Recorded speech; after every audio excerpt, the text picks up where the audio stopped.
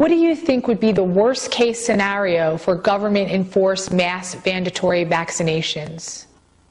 I could see a potential worst-case scenario where the government would force people to get vaccinated in quarantine, evolving out of either what's taking place right now, which is people getting vaccinated, shedding or transmitting a very easily recombined virus that picks up other genes from more deadly viruses, or actually a laboratory-loosed agent, such as having your Central Intelligence Agency, as was done with the anthrax mailings. They were heavily implicated because it was the CIA's project called Clear Vision that gave rise to the agent that was mailed. We know that specifically.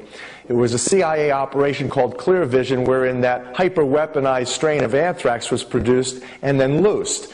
The same kind of thing could happen here, whereby if the agent wasn't mutating fast enough to give the government and the drug industrialists adequate fuel for their propaganda and for this whole fear and fright campaign, what they could do is easily loose from their own laboratories a far worse agent than H1N1.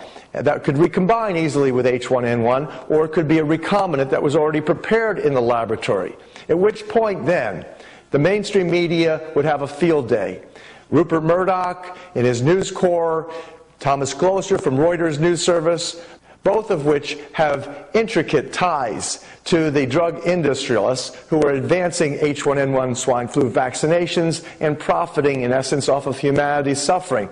These people would have a field day with their media, and it would advance the drug cartel's agenda.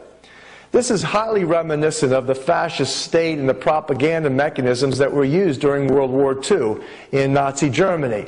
Joseph Goebbels prided himself for his pioneering statement that you tell a lie long enough, eventually you'll believe is truth. And the greater the lie, the more people will believe it.